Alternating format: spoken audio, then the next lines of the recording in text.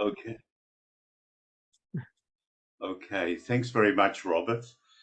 And this talk or this webinar is not so much about the technology of ChatGPT and similar, but the meaning of that technology for our social communications and what some selected authors have warned us from previous generations about the introduction of new technology, what it can do if it's a communications technology, what it can do to our language, to the way we speak to each other, the way we understand each other.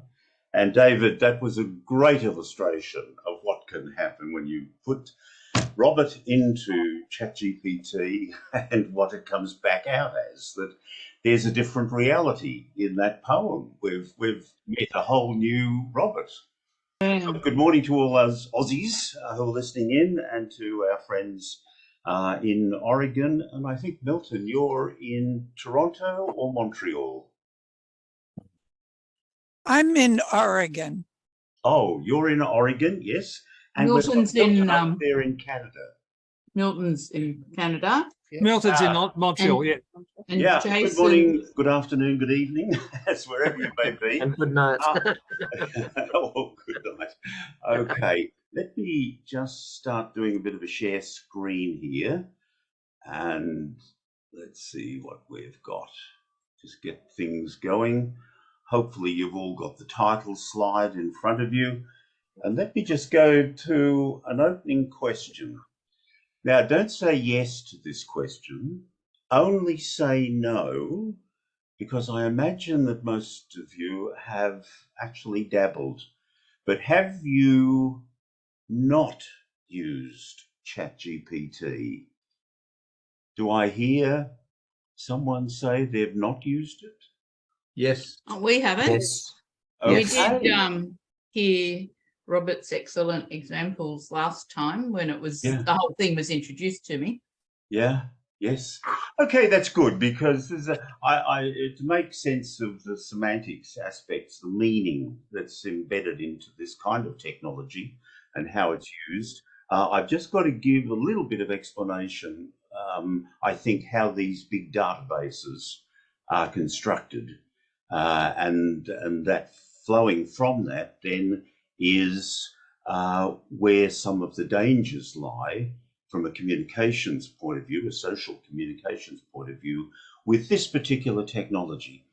And it's not new. I remember the days when Google started to have the content of books available in its database. Publishers, authors, national libraries went berserk because Google was saying, if you store all your books on our servers, then you won't have to have the physical books in your libraries. And it takes you about 2 nanoseconds to understand that what the implications of that would really be. So I see some of this stuff that's happening now, vis-a-vis ChatGPT, but not just ChatGPT, all of these particular products based on this kind of technology, the sort of questions that people are beginning to ask. And of the people most concerned, I'm trying to change my screen here. We'll get past that one. These guys. Just maybe 10 minutes here, just introducing where some of the people of this industry, artificial intelligence, but from my point of view, it's the wording side of it. It's not the imaging side of it. It's not the voicing side of it.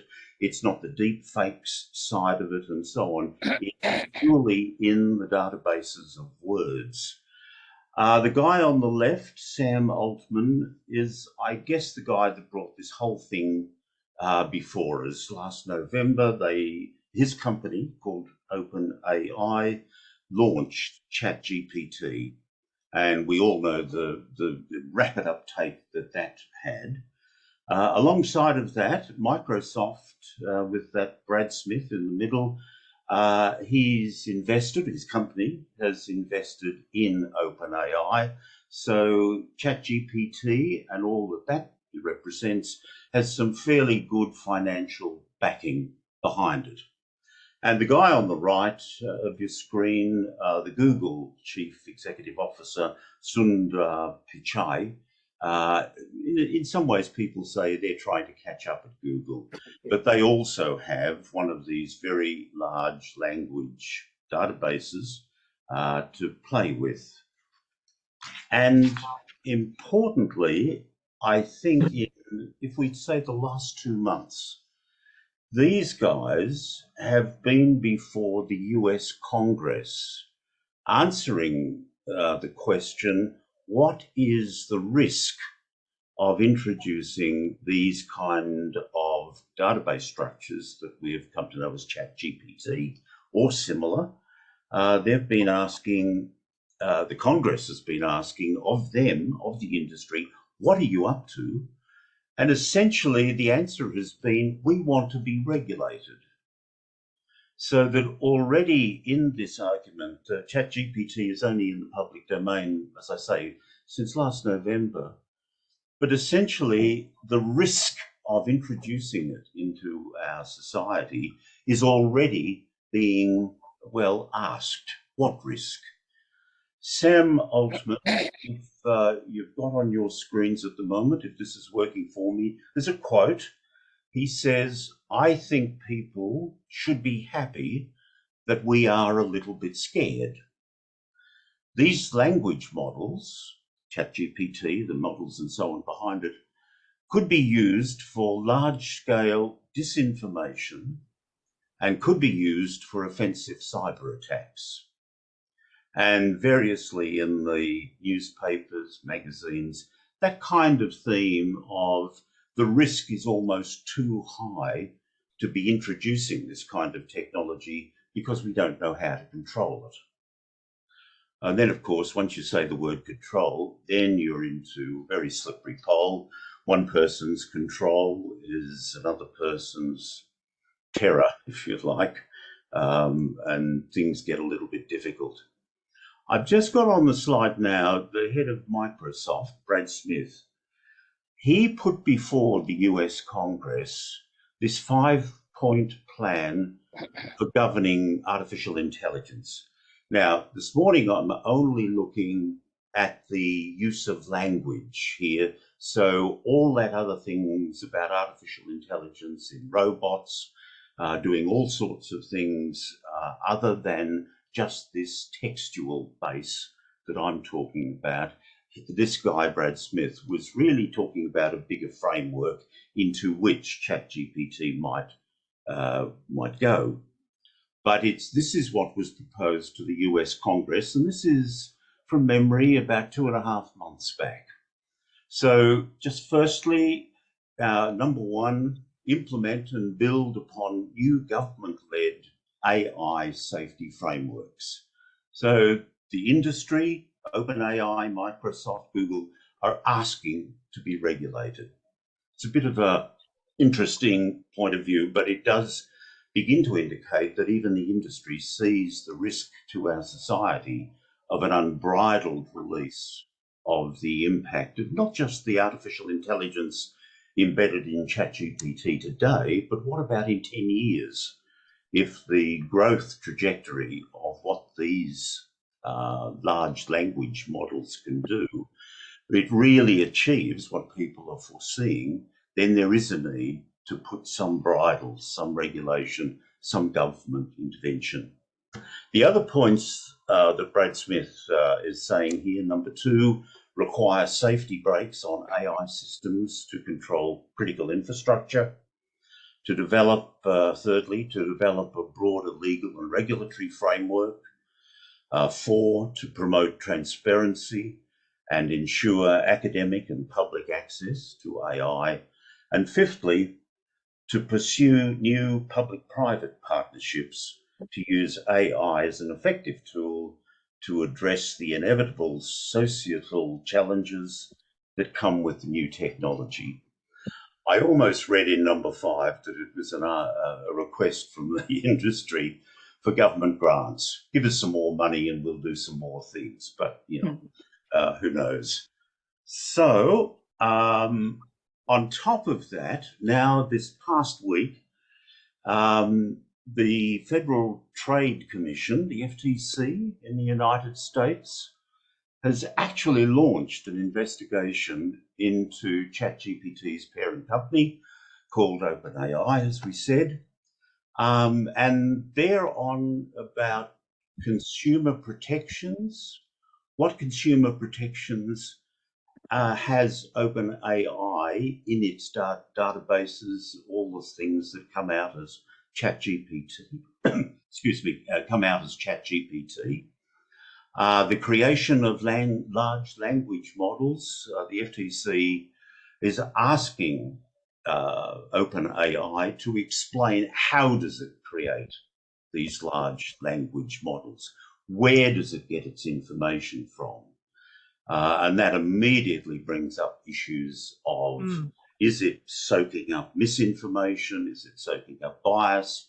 Is it soaking up all sorts of weird and wonderful ideas that may or may not be, shall we say, within our democratic constitutions, treason and so on and so forth.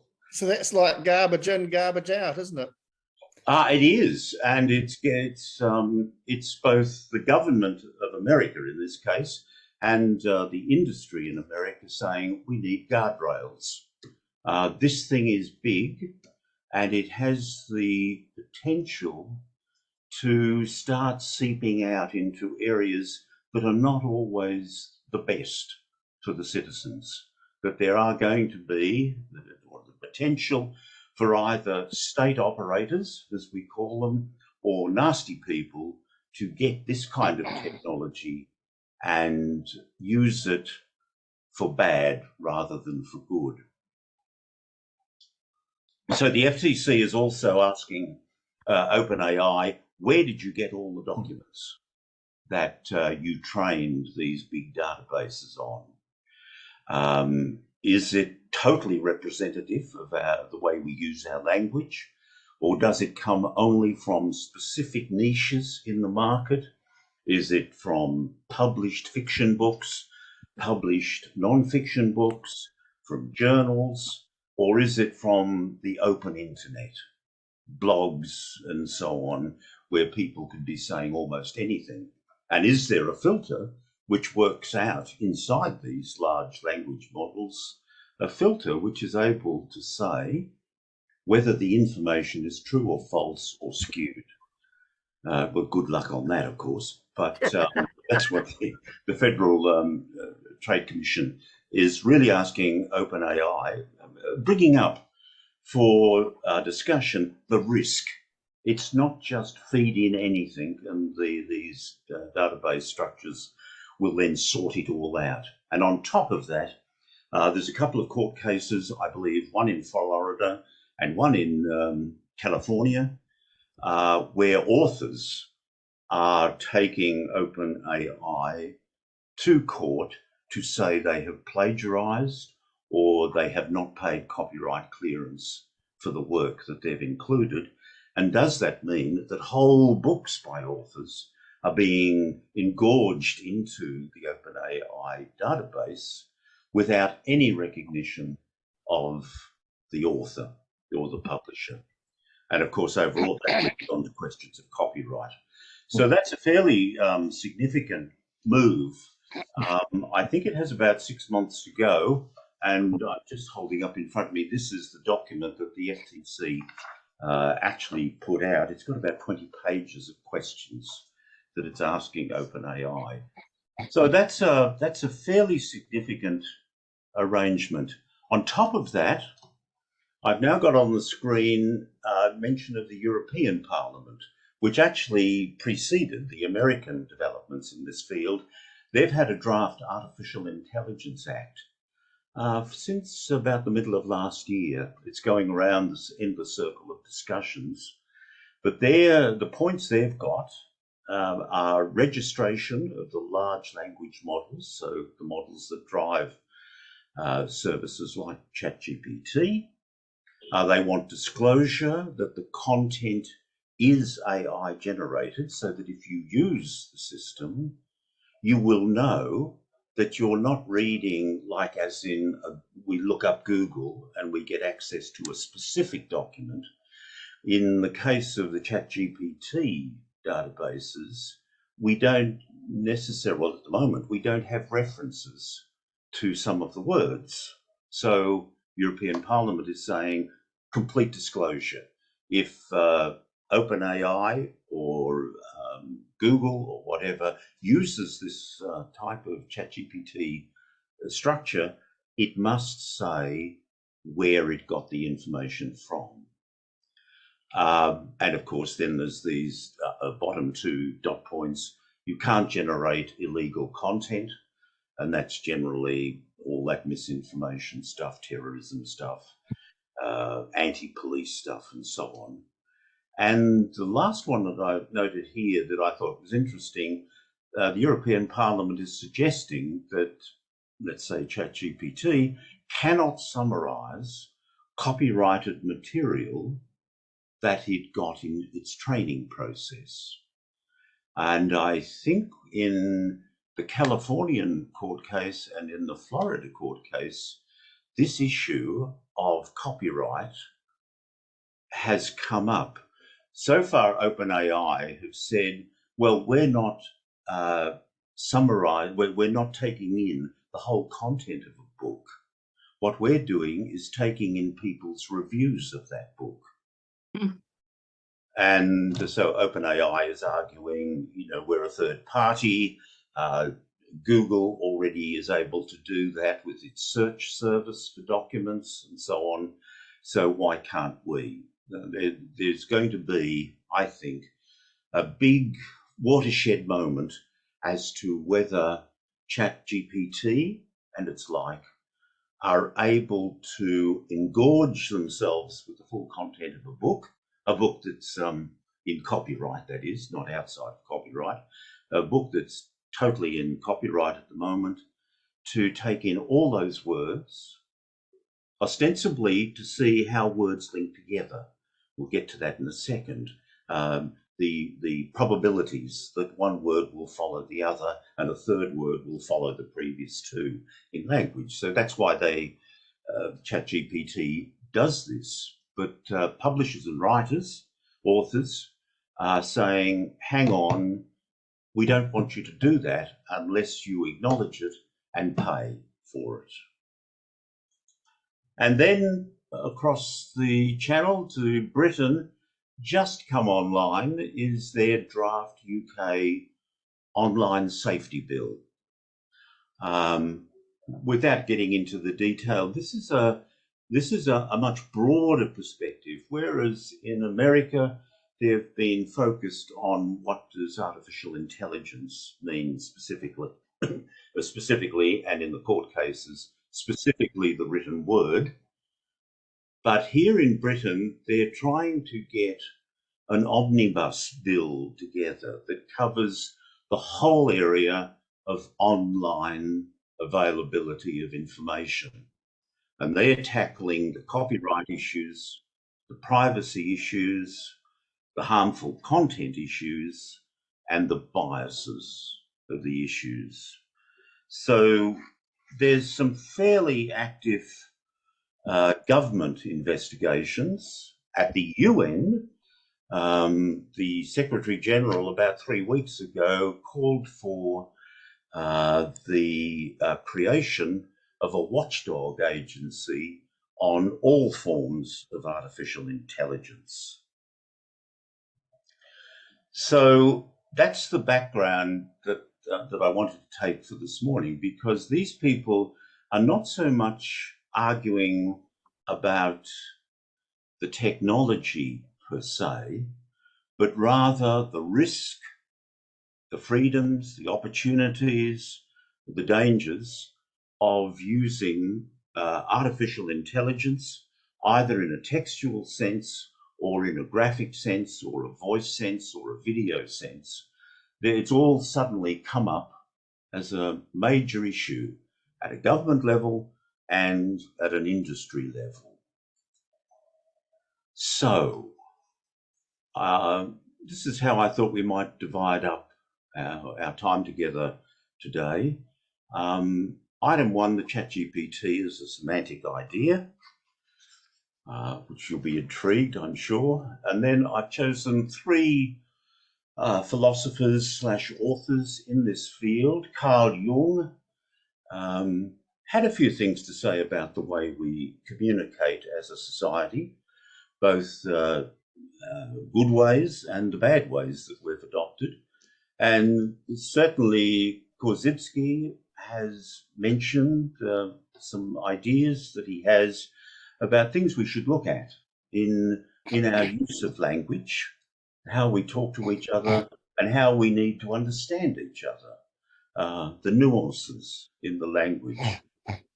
And the rather famous Canadian McLuhan, Marshall McLuhan, had a lot to say about technology getting into the message, and that you had to be able to balance the use of a technology against the way it's dealing with the language and the information that it conveys. And then a 5th little segment here, a bit of an epilogue, a bit to kind of wrap it up and see what we got out of today. Somewhere in amongst all of that, Robert tells me we get a bit of a lunch break, and we can certainly have little breaks between each of these segments. They're not terribly long, but we can do that. So if everybody's happy, let's get into Carl Jung's work. I get the thumbs up all around. Oh, you guys have done this before. Okay. So into that, let me just get past that if I can. All right. Now, this is just a little bit about the technology, not down into the transistors and whatever, but rather how the big companies are organizing themselves and how we get access to this. Across the top of that diagram, there's OpenAI, Microsoft, and Google. At OpenAI, there are 2 large language models, as they call it, or super databases, very big databases, known in the world of OpenAI as GPT 3.5 and GPT-4. Out of GPT 3.5, if you drop your eye down there, you'll see ChatGPT. Currently free access, and currently a very large database in itself, but there are also developed the next generation called GPT 4.0. And in fact, they have a couple of later variations in their research labs. But just for our purposes, ChatGPT-4, much bigger database, much better trained, as they say, much more interconnection, statistical probabilities of words that follow words. And that's now their subscription service, known to us as ChatGPT Plus. $20 a month is the subscription. So for people who are into this, that's almost nothing. That same in the middle of the screen there, ChatGPT-4, you can see an arrow going out horizontally to a large language model. And it is that since Microsoft invested so heavily in the company OpenAI, Microsoft have their own specific access to that GPT 4.0 database.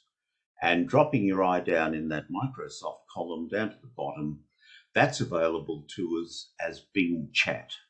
It's free at the moment, and they're welding it together with their Bing search engine. It comes with a disclaimer, though. Free access means 5 questions a day. So what does that mean? You can ask 5 questions. Oh, okay. Maximum or minimum? It's like Genie, you get 3 wishes, you know.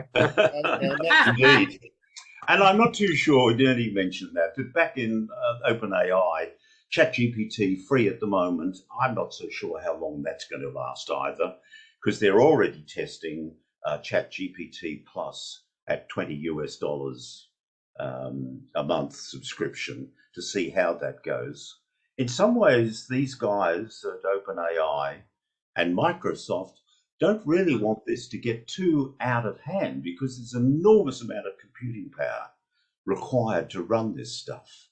And to just have endless amounts of clients coming on can basically overload them.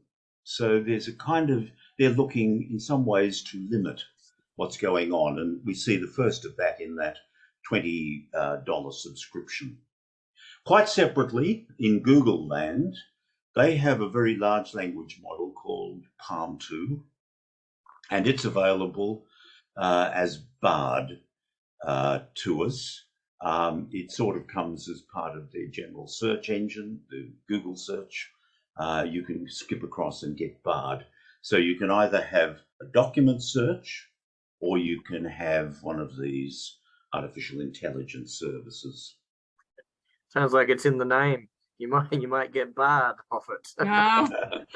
It's surprising. I was wondering if surprises me. Shakespeare gets a kickback. That's right, yes. Why they would call it Bard, to me, that speaks of Shakespeare. So why we think that connection? But obviously, the greater minds at Google than mine have decided that's the way to go. So, having said that, let's just see how this now gets into not the technology per se, but into the content. And in this semantics modeling, as these guys would call it, let me just run through these 3 dot points and maybe have a little chat about that. Firstly, the notions of the modeling and so on are essential for ChatGPT to understand the prompts. So whereas we got used to Google search and we type in words, maybe keywords, now in this world of ChatGPT, when we ask a question, it's called prompting. And the prompting can be in just completely natural language, but there is a sequence to do things in that prompting and a whole skill. Secondly, it helps to grasp nuances in the modeling. They're trying to, when we say things are wicked, I think in language, this side of the Pacific, in old language, it was bad if it were wicked. In North America, if it's wicked, it's wickedly good. But that's a gross generalization. But you get the idea. How on earth does this these models of language sort the nuances out? How do they work out whether a person is being ironic or whether they're using words in a strict dictionary definitional sense? And how do they infer implicit information? Like I might say today here, it's raining cats and dogs. Out of that, you infer that it's very heavy rain outside my window. And how then going on, how does the database interpret ambiguous language? And we all get caught with that. And then overall, the modeling is to enhance the overall conversational experience. Now, with ChatGPT, it is a conversational front end to the database. So they've got very specific. It's become so much of a conversational piece that I found it rather a chatterbox, actually. It just, I almost wanted to ask it at one point, is what stops you in your language model not to be brief? How is it you need to chatter on, like add about 3 more paragraphs to any conversation? I think it has a set output format. It seems to be compelled to chatter. Yeah, and if I'm sorry, Dion. Dion? Yeah. Yes, you can, when you're into ChatGPT and you're in a bit of a conversation and it starts printing out tons and tons of words, and then it might stop because it does have a limit for each bucket of words it's going to send you. If you type more, just MORE, it will then go on and give you another bucket full of words. When you get to the end of that, type more, and it will give you another bucket of words, all on the same topic, but just going on and on and on until finally it will say, that's it.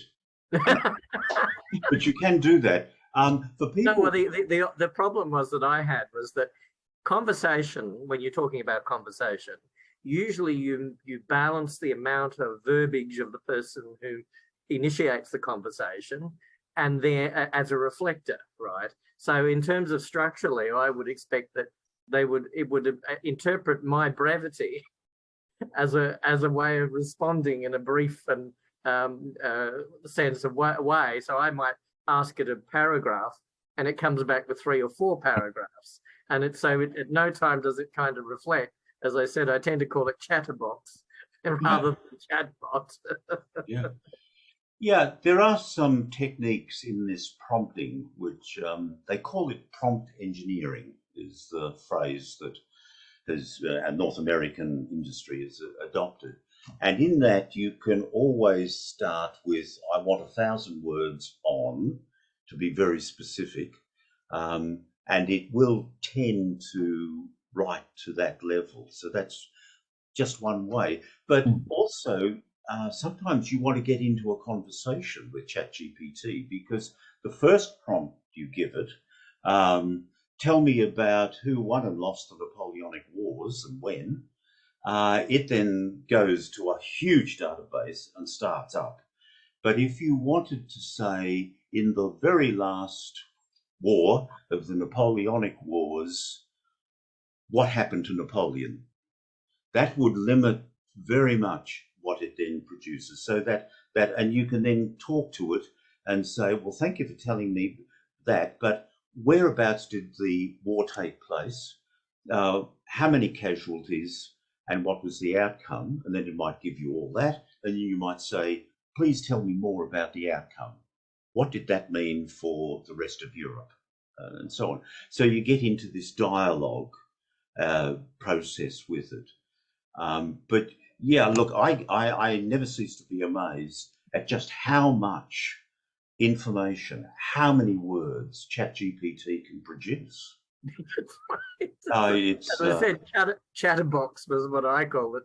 But one of the things you do get out of AI in ChatGPT 3.5, I get a lot of structural information. So it probably doesn't matter about so much the verbiage, but the structural layering. And in particular, when they paragraph points or salient points, it does help at least work out the structure that it's drawing from.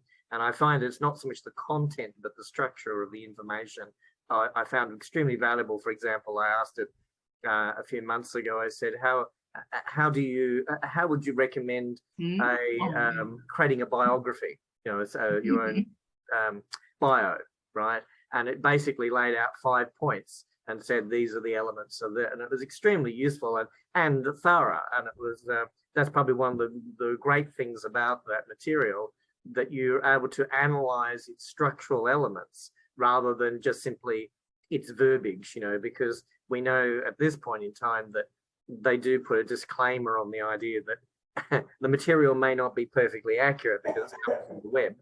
So it may likely be inaccurate, but the structure certainly has some sort of reference to something that's worth a bit of effort, I suppose. Yeah, look, you're absolutely right. I use it a lot for brainstorming. Like even this presentation you're watching, this started out as a brainstorming session where I asked ChatGPT, I want to do a webinar. These are the topics I want to put into it. How do you think I should structure that? And back it would come with a few ideas. Not all the ideas were good, but it gave me a start. Rather than working from a blank sheet of paper, I had a few bullet points in front of me. And then the ones that I thought were good, I'd say, could you give me a sentence or two to just amplify what that bullet point means? And I've just loved working with it. It does hallucinate, again, a language from the North American originators. And I've seen hallucinations that you think, what did I do? What did I ask to get that answer? But it's ChatGPT and similar databases wants to give you an answer. And because it's working on probabilities of what word follows the next word, follows the next, follows the next, and finally the final word, it goes back to the first word and see if it's still in context. It's a wonder the thing is not hallucinating pretty well on every answer, because there is a lot going on. Maybe that kind of explains a bit about our Aristotelian language form that we currently work with. Well, English is a wonderful language, but maybe more of a reflection on the language models we currently work with. oh boy. John, can I ask a question there? Yes, John, Gerald. When you say hallucinating, would you say it's sort of extrapolating? Well, in a mathematical sense, probably not. But hallucination is the word that it obviously appealed to the American creators of this. It's a way they would talk to it. To hallucinate, it simply represents that these kind of models are desperately trying to give you the best answer they can based on the probabilities of one word following the next, following the next, following the next. I don't see that it's malevolent. I don't see that it would never, ever not be the case, because the structure of these kind of databases, as you've now got on the screen, a bit of an example of what's going on to form a sentence. Here, it starts with the word my on the left-hand side. The next column can have favourite or hair or name. The next one, time, colour, is. The next column in purple, a kind of a nothing at the top, is, and a nothing at the bottom. And in the final yellow column, it comes out as red. So in this case, it shows that my favourite colour is red. And it's based that on the probability of each word following the next, and it's picked the best probability. And then it's gone to red at the end, and it's worked its way all the way back to see whether it would begin with my, given the sentence that it's developed. So in that, the opportunity for it to hallucinate, so-called, is to simply misread the probabilities. Yeah, okay. So to me, just looking at that, what to me the AI is doing, it's a combination of two things. One is extrapolating, and the other is interpolating.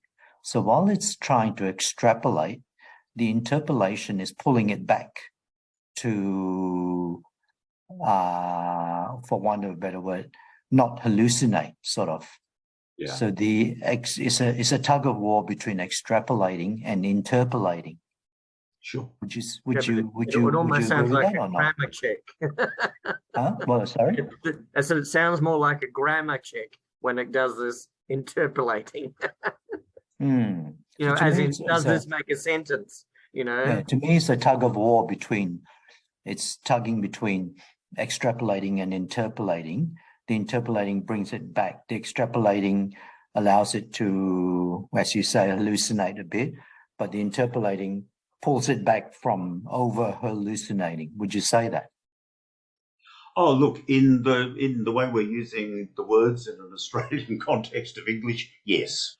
We're not trying to be mathematically precise there, but yes, if we're just talking about a database structure, when asked a question, it goes through a massive search for probabilities of what word follows what other word. And it starts off with the words that you had in the prompt. That's its starting point, and then it tries to find answers based on those words that trigger it, and then the probabilities in the answer of one word following the next. Yeah, and that's a combination of all sorts of things, including as you say, extrapolations and interpretations. Could I say something here? Yeah. Yeah, my concern and my interest is that we can learn a lot about ourselves and our way of thinking and talking if we understand some of what chat and AI is doing. For instance, when for the very little I know, I try to figure out what is it doing, and I find that I came up with words like I just heard mentioned now, like understand, prompt, grasp, infer, interpret, interpolate. And, you know, these are words we use in our psychological explorations of human communication. And now we're applying them to chat GPT in terms of its operation. What is it doing? It's interpreting, interpolating. And then it seems to me what is going on, among many other things, there is a bias. The bias that precisely general semantics, in a sense, offers us ways to avoid those biases. But the biases, though, it seems to me, the programmers not knowing much about general semantics, I am assuming, will be programming the system with the biases that general semantics is trying to get us away from. Indeed. And as we get into a little bit later today, Korzybski and Jung and McLuhan have all warned about that inherent issue related to our language. And when you've got a statistical machine, a statistical probability machine, like these large language databases, those kind of subtleties in the semantics, the nuances in the language and understanding are all still present. They haven't gone away with, no matter how good this system is. That's probably today's take-home message, Milton, that it's great stuff, but it does have some issues. Oh, it has some issues, all right. Yeah. When Gerald asked earlier on, I forget her name, what do you mean by what should you say? Progressive thinking. Progressive, yeah. Now, a general semantics response to that is that words can be thought of as infinite valued semantic variables. And if you go back to our elementary algebra, a variable involves different values you can give to the variable. The variable doesn't change, but you give values. So our meaning, our understanding, our beliefs can be thought of as our values we give to that variable that the word is. Yeah. Mm-hmm. I was just thinking in terms of the material earlier, when you were pointing out those three main CEOs and so on, trying to supposedly warn us of AI, what I'm actually interpreting is that they are basically trying to push liability off themselves. So that's what I'm actually hearing, is I hear the call for liability. However, they're asking a political people to regulate AI. And the problem that I have, Korzybski pointed out that politicians fall into the category of symbol manipulators. So they are not the people to really regulate AI.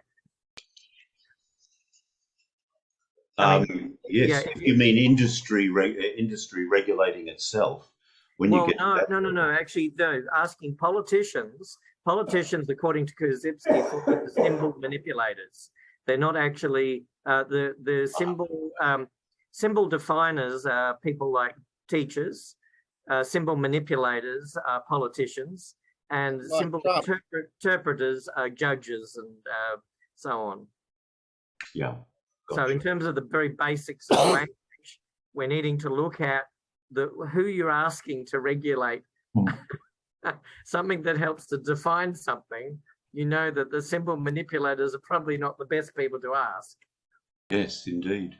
But what I'm actually interpreting, though, is that they're shrugging the liability off themselves and handing it to the politicians. I think you're absolutely right. I think the testimony for Congress by the three industry leaders spoke to that, regardless of the words that they uttered. Yep.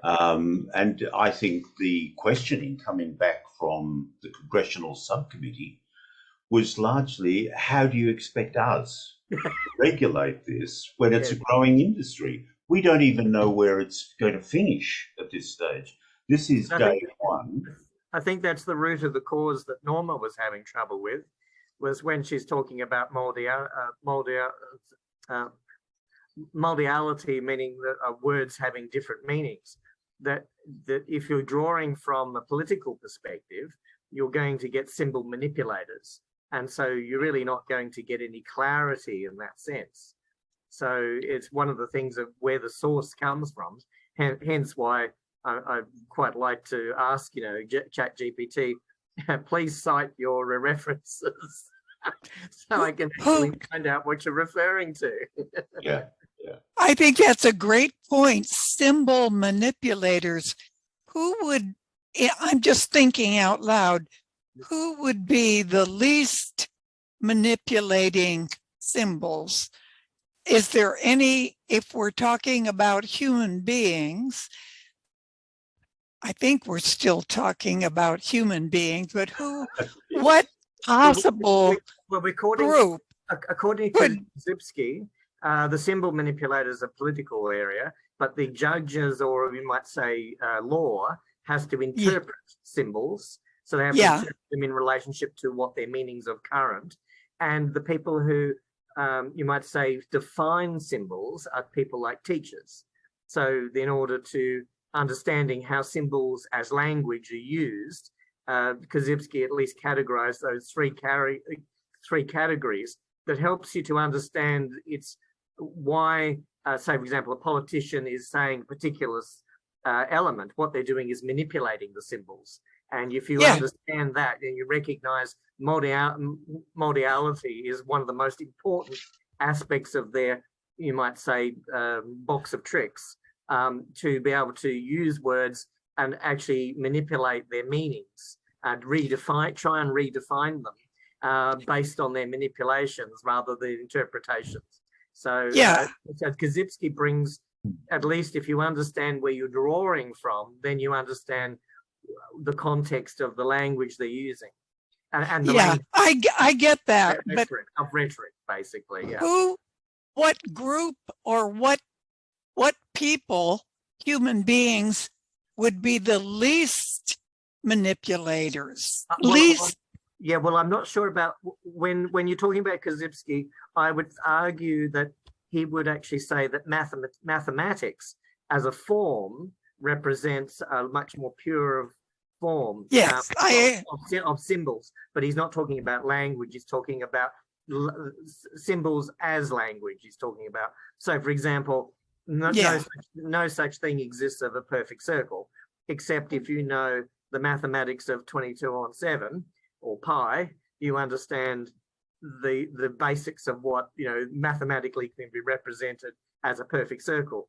But that circle that you see on your screen on the right hand bottom corner of that graphic is not a perfect circle, but to our eye we're willing to accept that is called the definition of a circle. So that symbol represents 22 on 7 or pi, and we can recognize that form in its mathematic pure form, even though it doesn't exist in its any sense of purity in the known universe that we know. So the answer that there's no one who least manipulates. That's right. There is no one. Well, I'm just saying that in the form of mathematics, it's the least. Yeah, the least mathematics. But as I said, you know, Sure. if you understand that the particular parts of society have their roles as in symbol manipulators, symbol interpreters, and symbol definers, once you recognize that hierarchy, you can understand its context when you see a politician on screen. You take that into account, shall we say? Let's let John move on here. Yeah, sorry. Good idea, Robert. Can I just add something to what Dion has said? Yes. I won't take too long, probably just a minute. Dion mentioned that, let's say, one word could mean different things, right? He said that before. But where Dion is making his reference, he's talking about the English language, for example, right? Is that what you're referring to? In an English language, one word could mean different things. Any language. Any language. Any language. Yeah, it's not true. That's not true. Korzybski works structurally a lot across all languages. He was explaining that the Second World War was largely due to a lot of misunderstandings that went across multiple languages. I translate manipulation. Again, I translate it to giving our own values, or each person give their own value. I don't think of it as manipulating, but as giving their own value. And from my understanding of general semantics and my practice, words do not have meanings. We give meanings to words. And so we give our individual meanings, and that's part of the communication problem we have, because we don't recognize that the meaning we give is just one value to an infinite variable. So I prefer the word variable and giving values than manipulating or meaning. Can I just finish what I tried to say? Yeah, in the Chinese language, right, individual words, right, have multiple meanings. However, depends on how that word is intonated. Each intonation has a specific meaning. So that's how the Chinese language, the dialects, get away with ambiguity. So a word can be intonated 50 different ways or more, and each intonation means something specific. So there is no ambiguity in the Chinese language with words. I would disagree with that. When I had to do, the reason why we have to do subtitling on Chinese programs is because although the language itself is written, has its specific meaning, and that's why they do subtitling, that the individual regional areas have different nuances in those interpretations, hence why they have to write it down.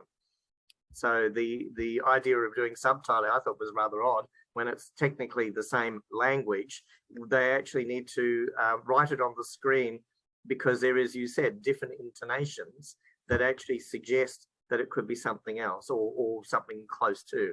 So there is actually that ambiguity in even in what seemingly is the same language. Anyway, we can go on with this. Anyway, yes. Thank you, Gerald. Thank you, Dion.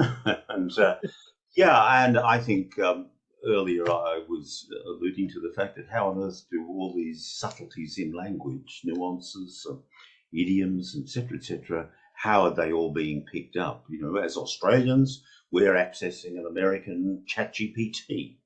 I often ask her to talk Australian, and Australian English, and so on. And to my horror, when I first started doing that, it came back with so much Australian slang that even I didn't know what it was. I never kept it. I was just, it was just amazing. It was just, you know, now I say, please Australian English and so on. But I just asked for it to come back in Australian. And I had every possible Australian idiom, regardless of the connection in logic. It just strung them all together. So hallucinating, I guess we'd say in the discussion this morning. Look, that's I've got the discussion slide up on the screen, and I thought this would be a nice little chance to maybe have a quick break, get a coffee, whatever. I just wanted to mention where we're going now. We've got 3 short segments of the thinkers that I chose, who I think have some very interesting things to say about how we deal with communications technologies, even though none of them lived in this era of ChatGPT, but they did have other technologies that they were wrestling with in their day. I started with Carl Jung because of the impact he has on psychology, human behavior, human understanding, and indeed the language we use. Alfred, of course, you guys are well versed there, so I just try and pick a few of the key things that I know you know he said. But just to bring them into the context today. And finally, Marshall McLuhan, the famous Canadian who was the best salesman for cautioning the population about how the mediums, whatever they might be, can manipulate what's being said, whether it's a hot medium or a cold medium, as he said, whether it's live speech, whether it's radio, whether it's television, whether it's movie, the medium that the message is coming to you in colours how you're going to start receiving the message contained in that information. The screen there shows just the lifespans of the 3 of them. I was quite amazed to find that there was overlap of these people in their the professional end of their lives. And so I thought just a short break and we could come back and just go through each of those guys, see what they had to say on this topic. If that's okay, Robert. You're muted. Yes, so let's make this perhaps a fairly short break, not for lunch or anything, just a quick bathroom stop or a cup of tea, and maybe 5 minutes, and then we'll resume. I might just say, as a matter of interest, that once we performed a time-space miracle once by inviting Carl Jung, Alfred Korzybski and the Buddha to join us for a meal, a hypothetical luncheon discussion once, which was transcended little issues of space and time to have them with us for that meeting. So we have some little tiny bit of familiarity with these people. Look, thanks, John. Let's I'll pause recording for a few minutes and we'll resume. Understanding that you don't understand everything is a really good way of not understanding more. People who assume they know it all. It's the first. It's the big first red step. flags. It's the first step in general semantics. If you recognise you don't understand much, then you understand that you don't understand. Even better. Yeah, you want to get rid of your ignorance of your ignorance. Well, it's a good beginning. It's one of those things in I think it might have been People Skills by Mr. Bolton, saying something along the lines that if you don't understand, you recognise that you may not have any understanding of anything, then you start from that point of view of being more open to ideas and things and listening to them and comparing them with what you think you know about something, but recognizing that what you think you know may not actually reference to what really is occurring. So by actually recognizing that, in questioning your own ideas, it's a very good beginning of good language skills generally. Are we going to start Jung now? Yes, I think, John, go on when you're ready. Yeah. Yeah, that's good. Certainly Carl Jung was a guy who investigated his own understandings of things, even travelled widely, read widely, argued with Freud to the point of, I think it produced a bit of a mental breakdown at one stage. So in this segment, what I'm just trying to do is to bring together some of the ideas that Carl Jung has given us in his writings that have some relevance to what when we talk about the risks, as it were, inverted commas perhaps, the risks that ChatGPT and that kind of artificial intelligence has for us. Therefore, what are the regulators trying to regulate, and with what understanding of human communications are they doing it? I suspect in a little bit of my reading, if I can be so bold, I think they've missed the point in many of the cases of trying to incorporate some of the warnings of Carl Jung and Korzybski and even McLuhan. We rage on. So let me just get to the first one and go through this. I've called this session 2. And just as a bit of a scene setter, Jung's contribution, his work on psychological types, archetypes, individuation, and active imagination has had a profound influence on the understanding of human communication and semantics. And that's where I've sort of drawn him in to this. We're talking about these large databases. They're doing all this probability stuff and so on. The words themselves, the phrases contain psychological types, archetypes, etc. And as we use this stuff, it's playing in our minds as we read what ChatGPT is giving us. And it would be nice if I had an extra F on that slide. Okay. A bit, it's not a beginning of a word, is it? God forbid. Okay, so just to place Jung in this kind of new technologies area and what to do with it, I was surprised to learn that Jung was 12 years old when the telephony arrived in Switzerland. At 56, radio broadcasting started in Switzerland. It had been going prior to that, but that's the first national broadcasting big network. And he was 86 when television was up and running in Switzerland, and it was the year he died. So some of his writings had the potential to be a little bit influenced about how do we deal with these new technologies? How do we deal with the telephone? How do we deal with radio? What is it doing to us or for us? And of course, TV. A major book on this field, technology, is this one. It's a compilation of his works by Meredith Sabini. And the quote of the day from the book, "Technology is neither good nor bad, neither harmful nor harmless.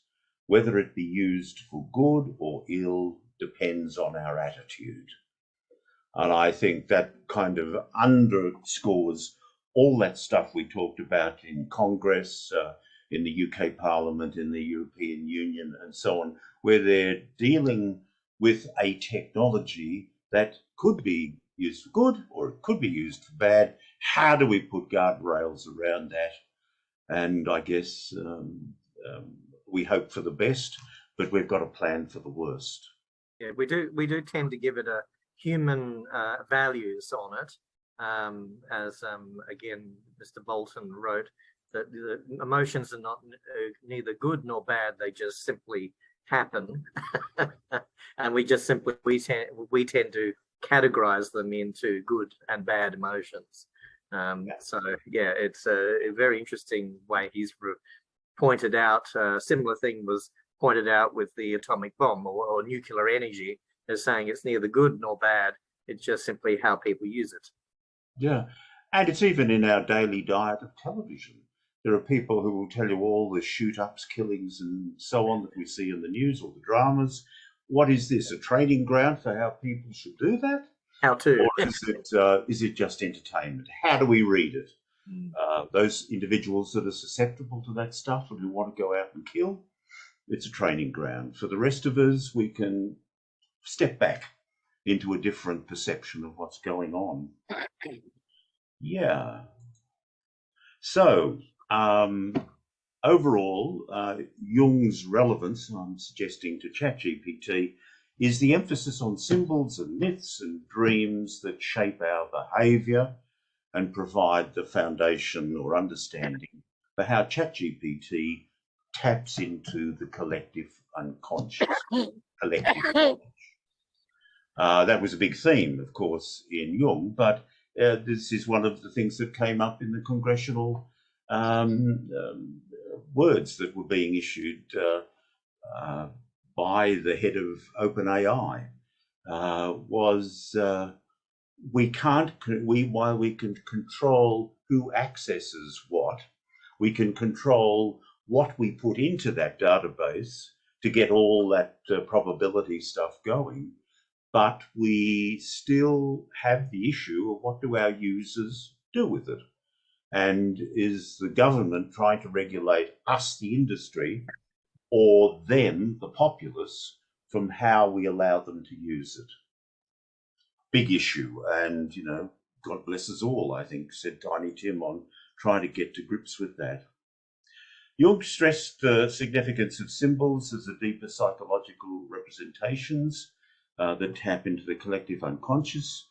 And I suppose that's what I'm saying, is that the databases that these things are built on contain all of this, but they contain our own individual understandings, as well as some notion of a collective unconsciousness that is contained within all the words that have been brought up and into the database and rendered with probabilities of what goes with what. Jung himself said in one of his works, language in its origin and essence is simply a system of signs or symbols that denote real occurrences or their echo in the human soul. So whether we read the newspaper, whether we read a fine book, whether we access the internet, that's going on regardless. In the background, as we broaden our awareness of all of this, that's going on in the background for us. On another one, the unconscious influence, just to dramatise that a bit, Jung recognised that language is influenced not only by conscious and rational processes, but also by unconscious factors. And again, same idea. If we're going to really open up to this stuff, there's a need for us to understand what is going on in our psyche and what's embedded there, as well as what's appearing on the screen in front of us and how we're reading that.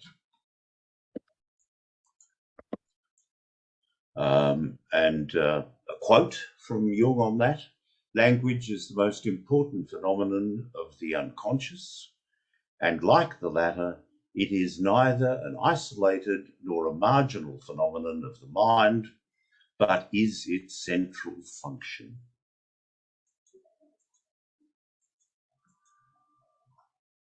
And into the personal and collective meaning of words, of ideas, perspectives, Jung highlighted that language carries both personal and collective meanings, shaped by individual experiences and cultural contexts.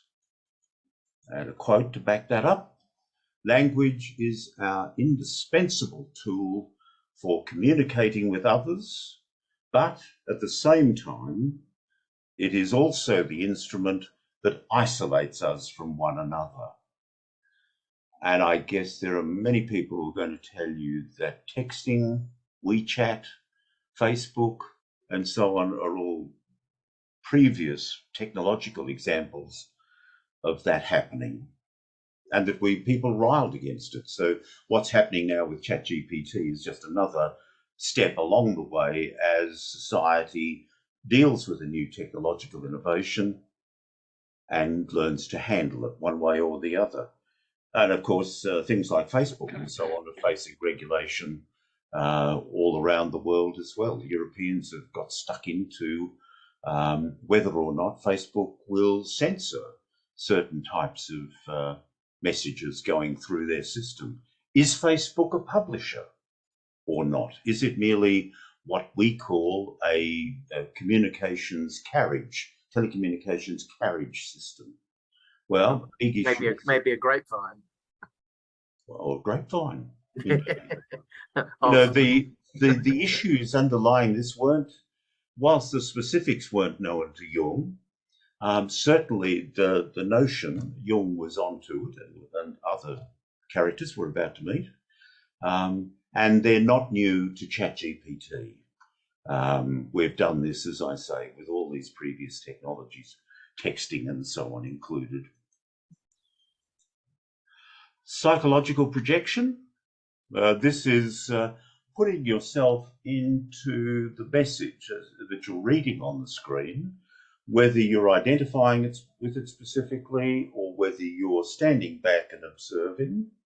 Jung introduced the concept of psychological projection, where individuals unconsciously attribute their own qualities onto others. This influences how language is used. And a quote, "Language is the form in which the unconscious psychic processes become conscious." And little did we know that was all going on when we accessed Google or when we used ChatGPT. But deep inside us, things are rolling on without us specifically knowing it. Yeah, that's where what was the name of that company that did the analysis through Facebook of people's personalities and so on, and they were able to basically deconstruct their words and how they spoke to each other, and were able to work out their personality profiles. Yes, Cambridge Analytica is the company. That's the one. Yeah. So Yeah. yeah. Oh yeah. This stuff, we have dealt with this in the past, all this kind of stuff through, examples like that. And the meaning that then finished up with in the US elections, Yes. how Cambridge Analytica, using this kind of stuff, not specifically, but this kind of stuff, what influence it can have, even within the concept of our democracy. That's right. Thank you. I mean, nothing worse than being siloed and getting a reverberation of your own thoughts. Yeah, which reinforces it. So if you've got a bad thought, it becomes the common. Emphasized. That's what everybody does. Yeah, I mean, it's like the definition of guilt in psychology, the idea of overemphasis of one particular element. Absolutely. Oh boy, we live in a real almost cesspool of ideas. It changes the whole meaning when you say guilt trip. Yes. Oh gosh, yes. You also had some archetypes and mythology he talked about. He drew a great deal of attention to how archetypes and mythological themes just pervade how we think and how we express our language. Well, we communicate a lot in that, and Mr. Joseph Campbell would talk about that particular area. Influenced heavily film and television storytelling in understanding how the functions of particular stories, and certainly how we talk about today as in social media as storytelling, and that archetypal elements are a very important part of that storytelling element. And it's really an interesting construct and how much influence. I mean, I think he wrote the book that he wrote about that was the Hero of a Thousand Faces, from Joseph Campbell. Yes, indeed. In which he studied, he actually drew on cultures that were not part of the, on ancient mythologies and cultures and so on that weren't influenced directly by European stories and so on. Yeah. Yes, there's a kind of well, and Jung was kind of speaking to a universality of this in the human species, correct, regardless of the language and the color of our skin and our ethnic background and so on. Exactly. We all have. There was another one, Yes, Women with Wolves, which was based on archetypes too, which was quite popular back in its day. You mentioned Joseph Campbell. Yes. Yeah. Somebody who ran with wolves also. It's making me think I should have added Joseph Campbell to all of this. These guys all have something to say. Well, they do, but they've all drawn on other people. I suspect that Joseph Campbell would have had a little bit of knowledge as well as of Jung because of the earlier days, but his area largely was anthropology. So yeah, as relevant in this kind of analysis of ChatGPT. Where am I up to? The little quote here on archetypes and mythology. They're the language of the symbols, which spring from our psychology of the self and nourish it. So go back again. The archetypes, the mythology, the language and the symbol of the symbols are the springs from which the psychology of the self is nourished. So we're back here into words. Which words go with what words and what meaning do we associate with those words? Similar to a dictionary definition, but also a more contextual, cultural, personal perspective on what words mean to us. There's word association. Yeah. And on this one, individuation and self-expression. This is where I put this in because I think Jung was getting to the point here of saying, don't give yourself over totally to what you read on the screen. Think about it, analyze it, critique it, take what you think is good for you and leave alone that which is not. I think that'd be my interpretation, but I'll just get the quote from Jung up. Language can only deal meaningfully with a special, restricted segment of reality. The rest, and it is presumably the much larger part, is silent or silent. There's some deep stuff here when you think, God, we're playing with ChatGPT, and yet, while we play, this is all in play from thinkers like, in this case, Jung, are saying to us, okay, know what you're doing.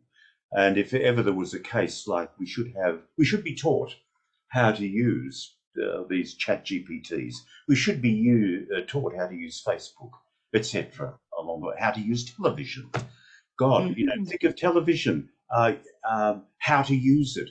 When do we prescribe TV time for the kids? When do we prescribe TV time for dreadful killing and so on? We divide things up during the day. But streaming services then ate into that. Broadcasting services, broadcasting television, could line things up by day parts. Streaming services, if the kids have got access, they can get to any sort of program at any time of the day. So again, it's not new to us with ChatGPT, and long before us, Jung kind of got onto it and said, okay, just watch out what you're doing. Actually, that's... I'm sorry. Yeah, that statement about language only representing a tiny part of the reality sounds a bit like the astronomical concept of dark matter, isn't it? Where there's a few percent of the total mass of the universe is what we can perceive, either by its mass or its radio or visual light reflection and all the rest of it. But there's a mysterious dark matter which constitutes the enormous proportion of the mass of the universe, which we can't detect in any specific manner at all. Yeah, and you think of Wiggo a bit too. The parabola. That's Yes. right. It's part of the parabola. Exactly. That's right. Yes. So I'll just skip past this. We've done that. And Jungian advice on using ChatGPT.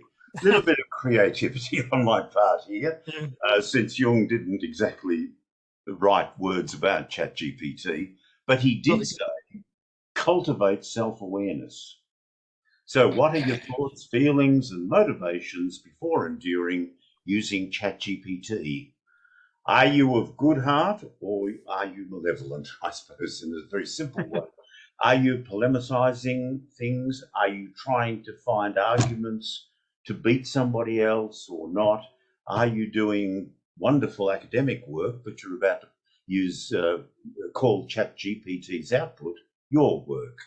And where's the world of plagiarism and Yeah, if I was at school, write my essay, ChatGPT. I'm not going to bloody do it. yeah, That's what's happening.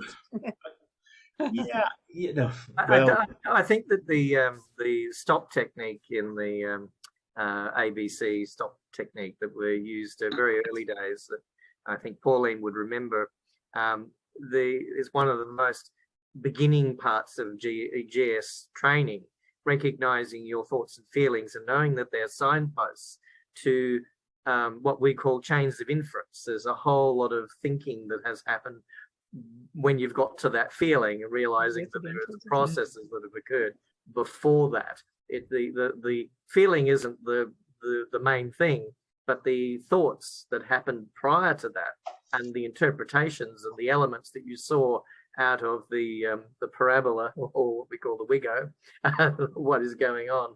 We've pulled that out. We've only extrapolated parts of the reality and recognizing that there are that these things have precipitated feelings based on probably history or things that have happened in the past, not necessarily on what's occurring presently and at that point in time. yeah, in terms of the education thing, I put into a software program called Copy Leaks. This is the thing where you put in the text and it will tell you whether it was generated by ChatGPT or it's your original work. Oh, I knew it was my original work. It was a bit of a biography and so on, about 200 words. And it came back and told me that 47% had been written by ChatGPT. You know, well, I guess you will from that. Was that just based on syntax? I have absolutely no idea, Dion. I don't know. I'm just wondering did it do a comparison with what it found online, or did it actually say that because of the syntax, it had the structural elements based on how GPT works? That's what I'd be interested in finding out. And how does it identify that it belonged to ChatGPT? Did it actually go back and say, I've gone through my database and I know that response is partly what I said? Yeah. Look, I don't know, to be honest. I think we've got a long way to go with those kind of programs. But even there was a program called Turn It In, which was a plagiarism checker in academia. So if you wrote for a bachelor's degree and so on, they would put your essay through it. And I know we did that when my wife did her PhD. And it came back with some terrible stuff, sort of telling, because you had to have clearance for the essay or assignment to be accepted at that level. And it came back and it said, oh, this sentence or part phrase has been used in all these different documents. And you think, well, sure, if you use my analogy of the Napoleonic Wars, you are going to repeat Napoleonic Wars. You are going to repeat Napoleon. You are going to repeat place names and phrases of how we describe things. It's in our language that we use the same kind of phrases, even sentences. Can I just make a point? It's that because it was bordering on copyright, and a similar problem occurs with music, in that music has a limited amount of notes. and how they sequence. And so we're getting at a point now, a very pointy end, where this idea of plagiarism and so on of music it gets to a certain point where the combinations are kind of limiting. There's been enough songs that have been created that were original, but now those, you might say, it becomes a point of being recursive, meaning that you're seeing them come back again. And so there's a certain element of recursive nature of the syntax that there's not many combinations that you could do otherwise, you know? Yeah, just before Dion said that, I thought of exactly the same thing. There was a lawsuit recently in the last month or so where a music group was sued. Not music group, individual. Was it Ed Sheeran or was it? Yeah, yes, it was. Yeah, and they went to court. The case went to court, and they deemed that, yeah, exactly what Dion said, that there's only a limited number of notes, and the combinations of the notes or the permutations of the notes would are so limited that they would be repeated, sort of like at some stage by someone or other. Yeah. John, are you going to another topic now? You finished with this one, cultivate self-awareness, because I have something to say something about this one. You, Milton, go ahead. I'll leave this on the screen. Cultivate self-awareness. Okay. There's a little exercise that I offer in seminars with a group of people. We're discussing something, and I invite the participants. I say, before you say anything, say first what you're about to do. In other words, you say, I'm about to criticize, or I'm about to give a story, or I'm about to give an example, or I'm about to disagree. Say it first, then you do this. And that's a way of you cultivate self-awareness. Yes, thank you. You state your intention first. Yes. Yeah, I have some experience about what Milton just said. I have a housemate who, from time to time, I have taught myself to explain my point of view before I actually state it. And I'll say something like, this is going to be a joke. And so he knows where I'm coming from. Like he's not going to take it as a criticism, but just as a lighthearted joke, and then progress from there, and then it's all right. Otherwise, he'll sort of like semantically look at me and say, "Oh, you know, make a strange comment." Like, for example, the discussion we had earlier on about the sausages. Well, if you're cooking sausages and then your partner comes back, your spouse comes back and says, "Where did you get the sausages from?" The worst thing you could do, one of the worst things you could do, is to reply, "Where do you think I got the sausages from?" You know what I mean? Yeah, what's wrong with you? Yeah, where do you think I got the sausages from? Like, is that meaning, it could mean like, what a stupid question you're asking me, sort of. You know what I mean? Or else you're calling them out of their intent. That's right. And all they're saying is probably they've just walked in the door, they finished work, and they're trying to make conversation. "Oh, where did you get the sausages from?" And you can turn around and throw it back in their face and say, "Where do you think I got the sausages from?" Yeah. Could be a very typical response. All right, I'll just go through the next couple of slides. These are advice from Jung. We've got the one here on the screen. Cultivate self-awareness. When you're approaching ChatGPT or similar, what are your thoughts, feelings, and motivations before and during using ChatGPT? Kind of covered that off earlier. He's just saying, think about it. Similarly, set an intention. And this could be for whether you're doing a Google search or something with ChatGPT. Set an intention so you know where you're going to go with the session. Are you seeking self-exploration? Are you seeking guidance?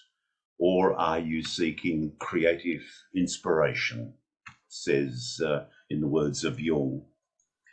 And in this one called the Practice Active Dialogue, this is about, we started off, we mentioned this, of dialoguing with ChatGPT, and you can get endless amounts of words, is what we said before.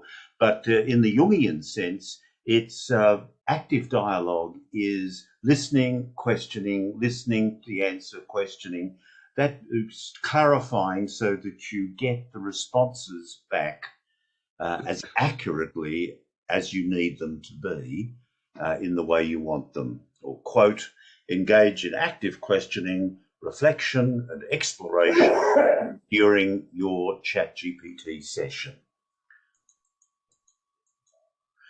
Again, another one, explore symbols and metaphors. This is thinking about what answers come back, what symbols and metaphors are included in ChatGPT's responses, and do they resonate with you or not? Well, I usually, that's where I usually manipulate. I often say when someone uses a pat answer with a metaphor,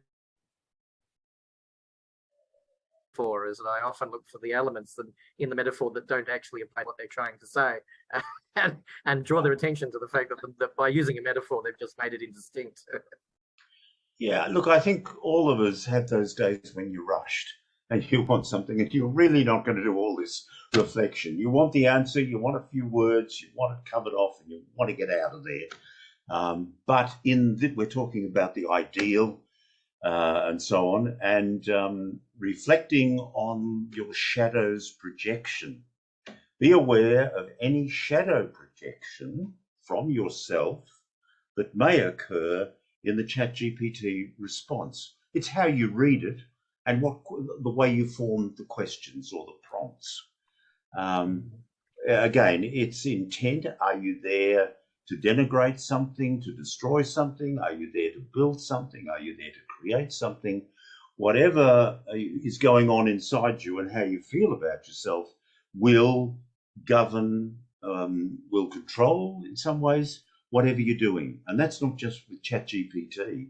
You know, that can be going to school, going to work, doing a particular project. Jung was there before us and warned us.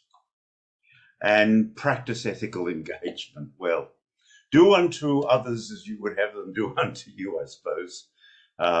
You know, use it for good. If you use it for harm, then, you know, it'll work for you, but it won't be good for society. That relates strongly to the GS principle that I mentioned before in time binding, knowing that whatever you say or do, other people can build upon that. You can build upon it yourself. You know, what effect is it going to happen on the future of yourself, your family, your friends, and humanity? Or am I just wallowing in something here that's non-productive and non-helpful? Yeah. And I think it's going to make the scammers a lot more effective. So we need to be more questioning about, you know, anything really, and particularly how quick we are to jump on and cancel people. It might not be from those people anymore. Well, I also interpret this as knowledge on top of knowledge. If it's built on misinformation in the first place, or a biased material, it fails to then traverse the conversation further. As in time binding, it tends to fall apart because it's certainly not built on any how you say it's not built on any integrity. Well, a lot of, you know, people are going to use it. Yeah, that's right. I heard they had Johnny Cash singing "I'm a Barbie Girl," and it was him singing it, but he never sang it, of course. But It was of very course. cleverly done, really. It was his voice and his Yeah. style. Yes. On that note, I was listening to the ABC a couple of months ago, and there was a singer who was talking about using AI to make songs. So with their voice in it. So I was surprised because I wasn't aware that AI, you could actually put out a whole album that is AI generated. Yeah, and a lot of creative types are going to be very harshly impacted because it can be done on AI for free. Yeah, well, that's true, but it also I think that recognizing that that it's also a tool. It's a tool for creatives to add a much wider and a broader sense of element. So I mean, we often go very quickly into the mode of saying it's taking jobs and so on, but in a way, a lot of the jobs that technology has taken in the past are quite repetitive and boring jobs. I mean, the advent of the word processor has saved an awful lot of correction fluid and retyping. So it's one of those things where you look at it and go, well, what we've lost is often very repetitive type stuff that I wouldn't even recommend to some fellow human beings. Yes, so, actually, could I urge that we take I'll give John a break is what it amounts to. By all means, continue talking if you wish. But let's say we'll resume formally 20 past 12 our time in another 10 minutes, just a bit of an extended toilet break this time. I'll stop recording. To do that, Robert. Yeah, there's so much to say in this session about Alfred. I'm taking it that you all know this stuff backwards, but I'm just going to go through a few highlight ideas just so that in your mind you can say, yes, I know about that. Oh, and Jung said something similar. These guys are on the same wavelength. And then we'll get quickly to McLuhan. And again, these same ideas repeat. They might be expressed differently. They're written, we've got English here with Alfred, with Carl Jung in German, and McLuhan in Canadian, dare I say, to our Canadian friend. But they're all pointing to the same risk factors that we should learn when we use this kind of technology or any other technology. So I won't scream through this, but just to recall some of the thoughts that Korzybski has had on this topic. The relevance of his work. His ideas have relevance to understanding the limitations and challenges associated with ChatGPT. You'll be pleased to know that. Korzybski regarded language as a symbolic abstraction rather than a direct representation of reality. There's a repeat message, different words, but the same thing from Jung, which says we're dealing with abstract stuff here. It's not the real thing. And I think if I can get the famous sentence, the map is not the territory. And that's repeated, I think, in everything I've read. And that is true. What you get from ChatGPT is not necessarily what was originally written. It's a reconstruction of it before we even start. It's a construction based on statistical probabilities of one word following another and another and another. So that famous phrase from Korzybski couldn't be more true of almost everything we do in daily life. If we use language, we're in that area. He emphasized the significance of context in determining the meaning of words and symbols. Jung would say the same thing, maybe chose a couple of different words. This is about perception. Our individual perceptions are subjective and can be influenced by various factors such as personal experiences, cultural backgrounds, and biases. And at the moment, that word biases, Jung didn't get to that quite to that level, but in this work, Korzybski, biases is now coming up in the congressional hearings, in the Federal Trade Commission inquiry into open AI. They specifically use the word bias, an investigation of how big is the bias in the ChatGPT database, how risky is that bias, how well informed is that bias, how useful or otherwise is the bias, how positive or negative is the bias. Big stuff ahead of us as at least governments get into that. Excuse me, Yes, John, Gerald? can I just spend about 15 seconds explaining something about biasness that one of my uni lecturers told us a story of? Okay. Please. Yep. This happened in the Middle East, where an American company was trying to sell this laundry soap powder detergent, right? And they showed this person washing clothes. So it was a 3-frame billboard, and on the left.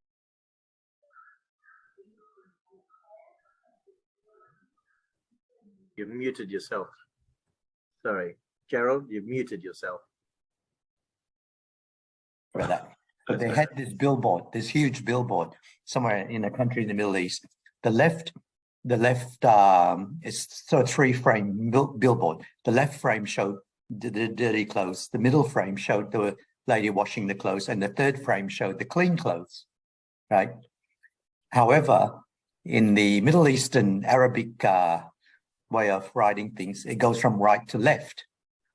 So, okay, that's it. My lecturer of mine told the story in one of my lectures. Yeah, okay. Carry on. Yes, in language translation, they call that localization, and that's probably the worst example you could get of the left to right, right to left one. Yes. Okay, I'll just quickly move on.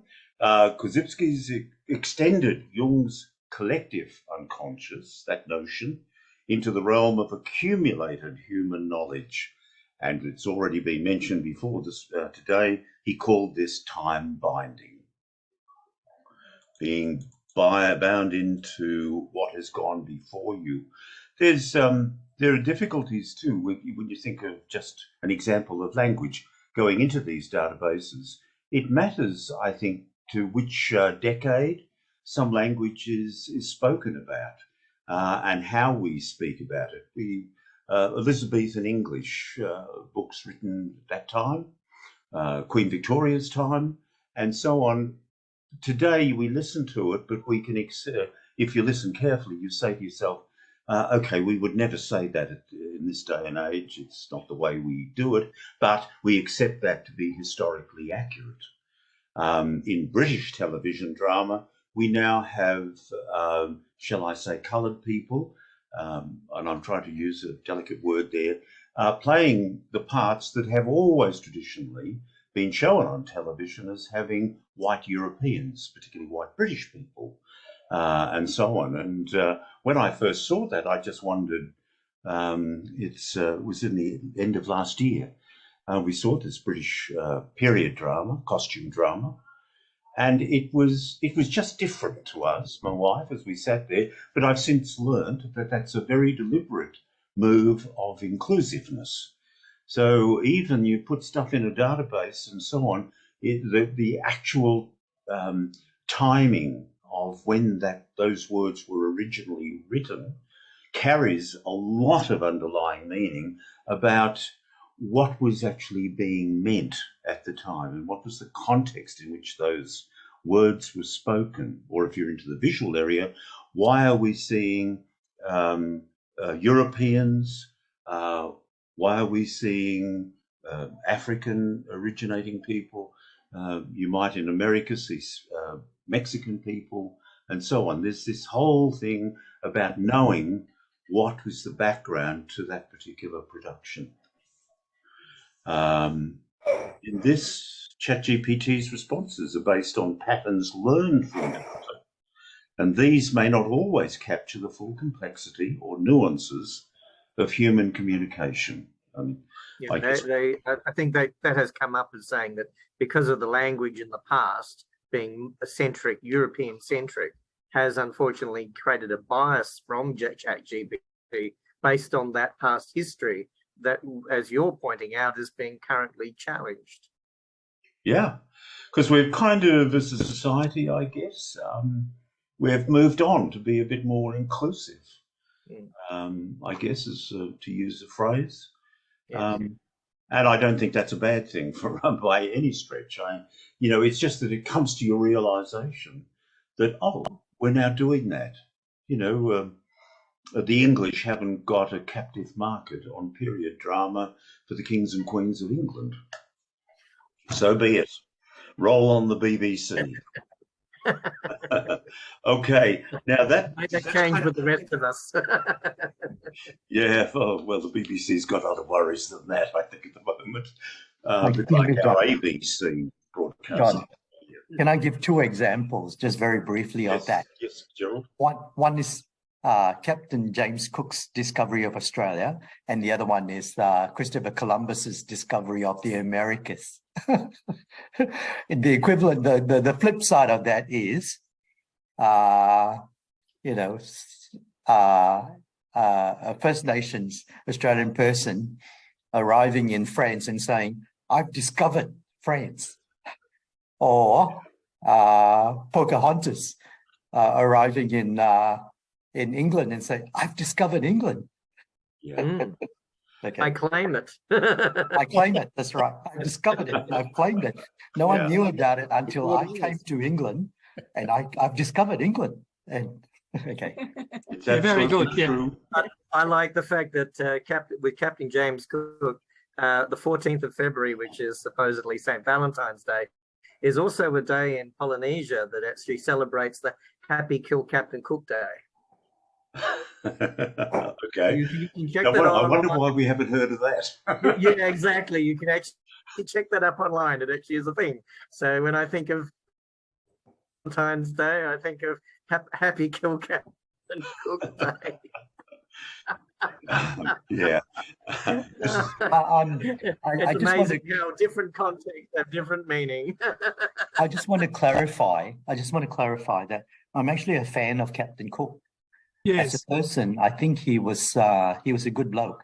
And the reason he got killed was because of his good nature, because he embedded himself in that tribal community in Hawaii.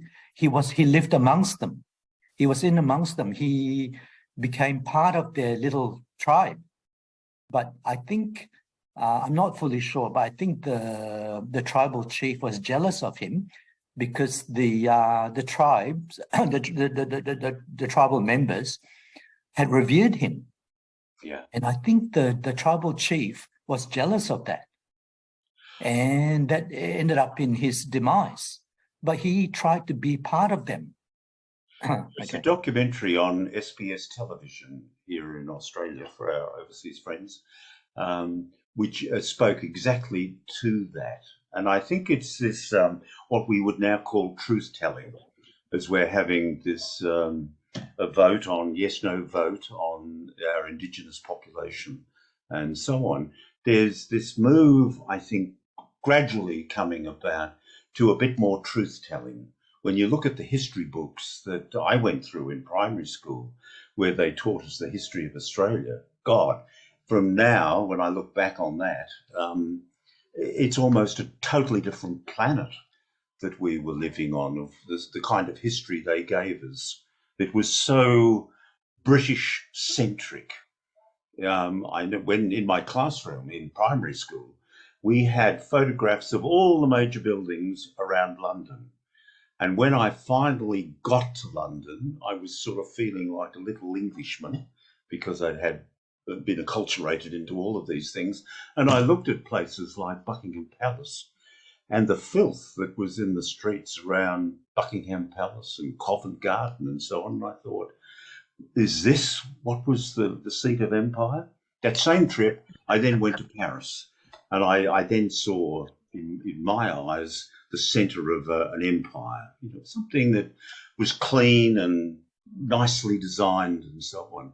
I think there'd been a garbage strike in London at the time, to be fair to the English, and the place was filthy on that first trip. Yeah. Well, but truth-telling, I think, is coming over us. It may be slow and it may be patchy, but I think we're, in relation to Indigenous populations. I was taking more of an empathetic sort of approach of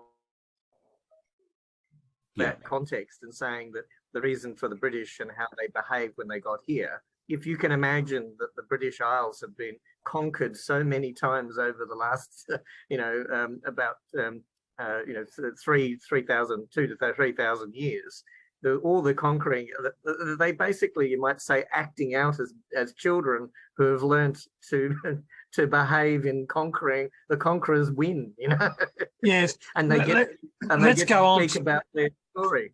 There it is. Yeah, can I urge that we go on to McLuhan, because this will be an exciting part of today, because I think that most of us are not very familiar at all with McLuhan. So John bringing him to us will be quite useful.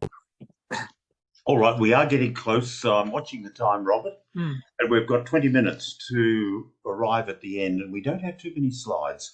Marshall McLuhan really appealed to me, and back in the mid-70s, I actually had the chance, when I was in the Australian Public Service, to go over to Ottawa and Toronto, and actually got to meet him as part of the people you must meet if you're a public servant visiting Canada at the time.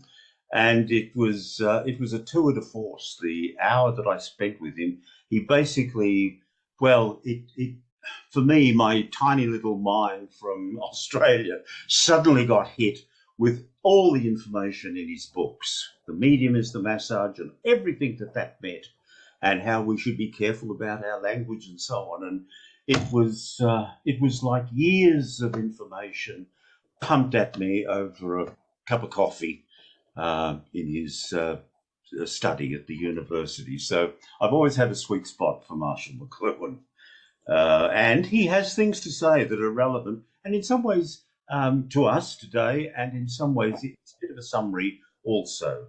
He famously argued that the very use of ChatGPT to communicate can have an impact on the information it's conveyed. He was talking about the medium as the message in that, but any technology. He talked about radio, he talked about television, he talked about movies, and he argued that whatever the medium is that you choose, it will have an impact on the information coming through it. He said the information would be hot or would be cold. It'd be coming to you in some media as quick fire, snappy headlines. In other media, it'll be much longer considered information. But whatever medium it is, it will have its own effect on the message that's being conveyed. And I guess that summarizes all the rest of his books, of which were voluminous. And there it is. The medium is the message from the extensions of man, which was, I guess, for those of us who don't live in Canada, that was, in the rest of the world, that was the book, Extensions of Man, that brought McLuhan to us. So is ChatGPT hot, is it? Now you've got it. Yes, I would say, because it is immediate and it summarizes. It's not reflective in the sense that it wants to give you endless amounts of stuff. It will come down and answer your prompt.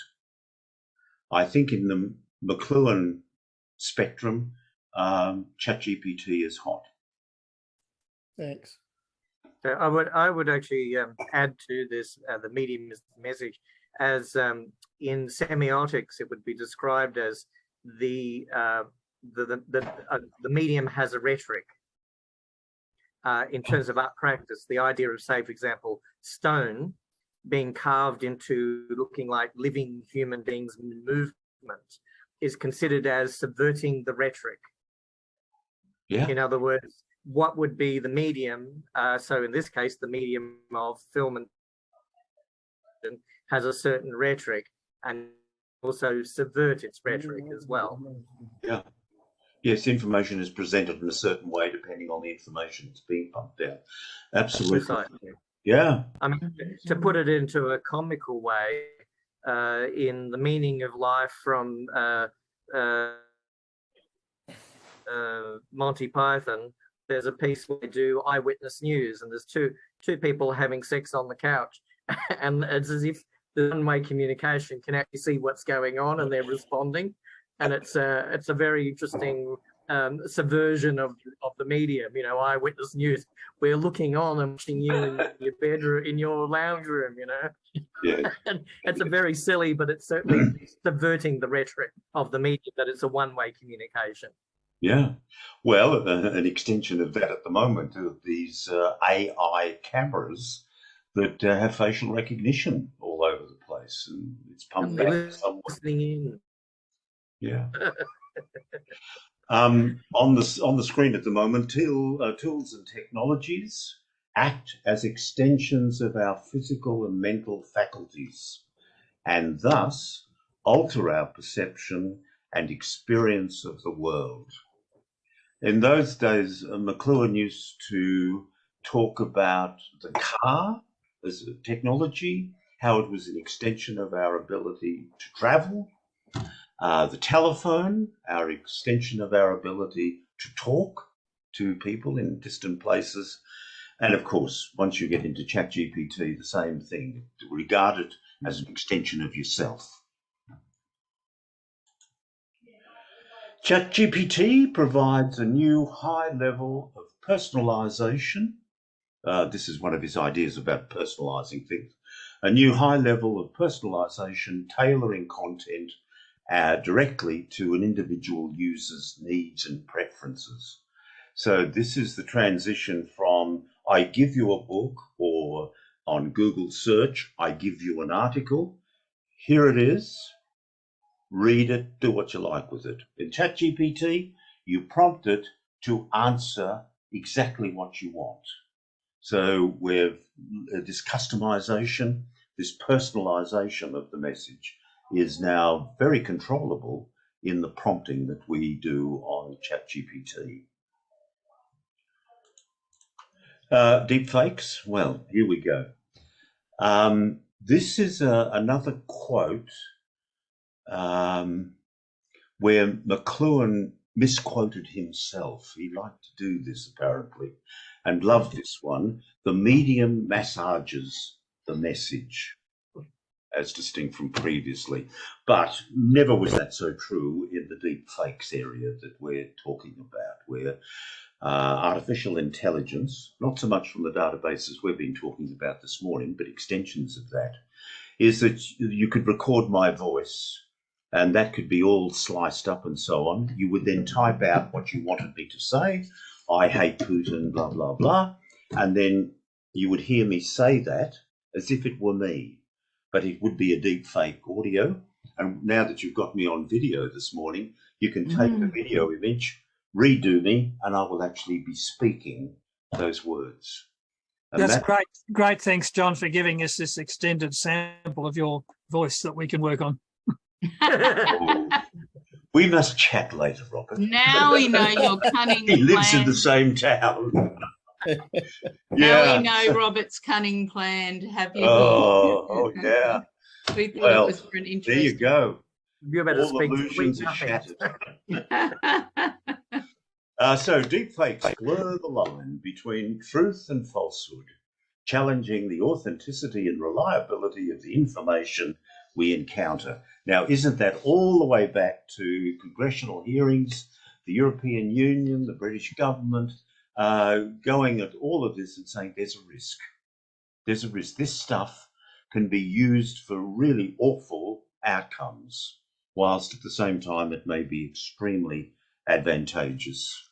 And I think there, in just this whole deep fakes thing is just unbelievable because it's very hard. I read a piece about a week ago that Associated Press was trying to find a program that they could put these video clips, news clips coming to them. They could put it through this program to try and identify whether it was real or fake. And, you know, that bends my mind to try and work out how they would do that. So, McLuhan's advice for using ChatGPT: to put words in his mouth. ChatGPT shapes the information. Yes. Medium is the message. Excuse me, John. Yes, Gerald?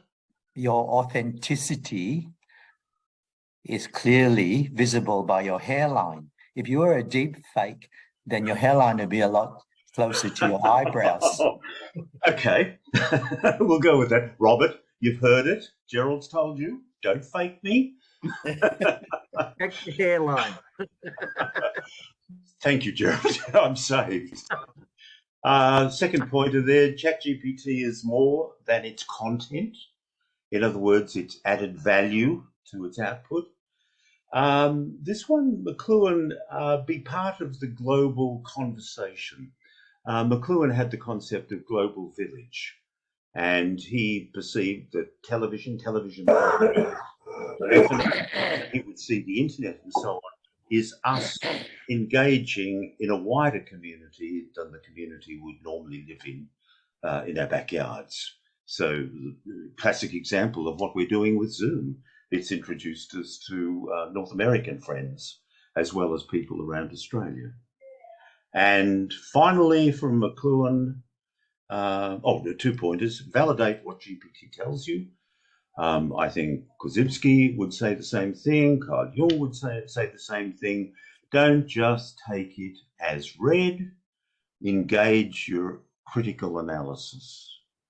And finally, from McLuhan, use it responsibly, because even he could see that television, telephony, radio, and so on could all be used for irresponsible purposes by, shall we say, irresponsible people.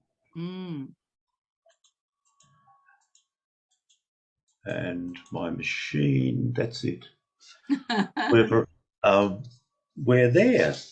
What have we got? 12:50 or thereabouts. Robert, what do you think?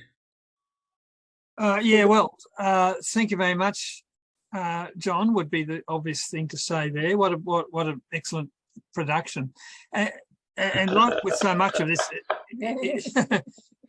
thank you, Dion. It raises a lot more questions than it answers, in a sense. You know, we're not into quick answers necessarily in GS, but no, we've got a few minutes if anyone wants to stay on here. And thanks for introducing us to McLuhan. You've had the personal contact, and you've spread that to us by various means over time. Well, that's an excellent example of time binding, isn't it? We've benefited a little bit from your from your contact and your follow-on access to his writings and so forth. So that's excellent, yeah. Thanks. Yeah, I identified some of his concepts through semiotics, and I suspect that it was that some of those elements in semiotics were influenced a lot. That's a reaction from him.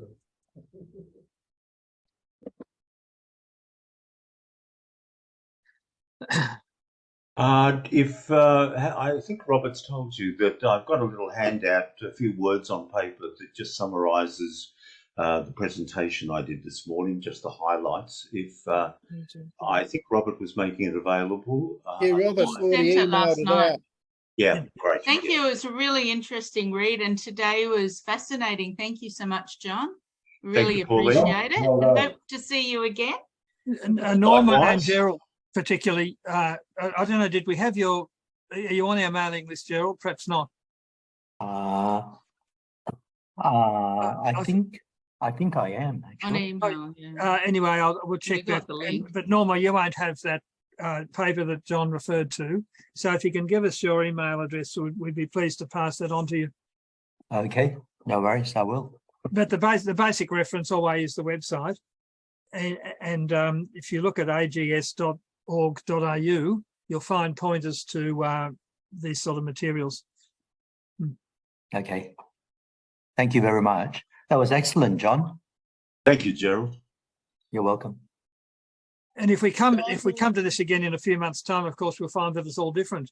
You know, the whole scene's changing like week by week, but the underlying principles, you know, the formulations of general semantics and the way it applies in the new world are pretty well fundamental, we think.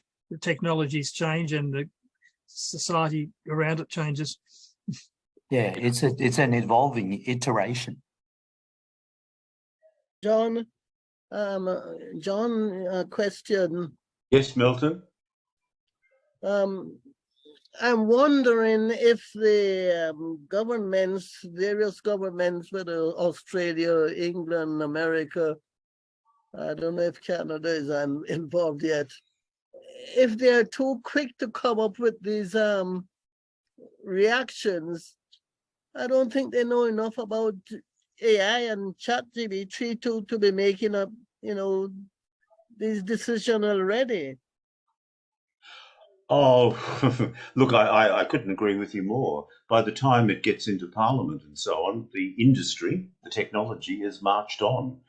And very bright people around the world are working out the next model, where these models, these large language models at the moment that we're talking about and thinking we're going to regulate them. I know at least in the case of OpenAI that they have a thing, what do you call it, GPT 5.0. Which is a totally different database structure based on how our brains bring information together rather than that model of statistical probability. So the smart bunnies in this world, and you could imagine they're in America, they're Canada, they're the UK, and even some people here in Australia apparently working on it. They're on to the next iteration of all of this. Mm-hmm. So whatever is legislated is going to be behind the 8 ball. Yeah. Thank you very much, John. Thank you. Thank you, Milton. So John, I actually approached ChatGPT 3.5 and asked it, can you write in the form and style of E Prime by David Boland and Junior and Mr. E colleague in E Prime, small e, of course, on that one. And eventually I got an answer that basically came back to me ultimately after many questioning. It says, as an AI language model, I am programmed to use a wide range of linguistic techniques and approaches, including some of the techniques and principles of general semantics. For example, I'm designed to... You're frozen. Yes, precise language to accurately represent reality, and I strive to avoid making assumptions about underlying motivations or beliefs. However, it is important to note that as an AI model, I am not capable of the same level of self-reflexiveness.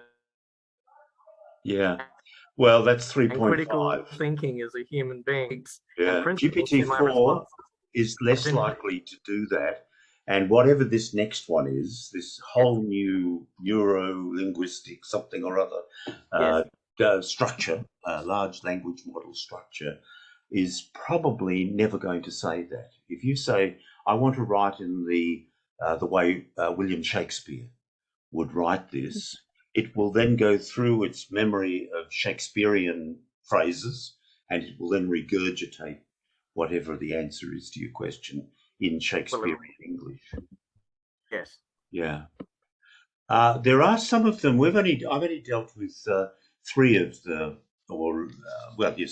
major large language models that are out at the moment. There are others by other companies. There's a German one I know of. There's a couple in the United States. They're somewhat more subject specific, so they're not trying to be this universal wide-ranging public library, as it were, with its information. They're trained on very, very specific information for very, very specific topics. And so let's say we're dealing with physics, and you want a treatise written in the style of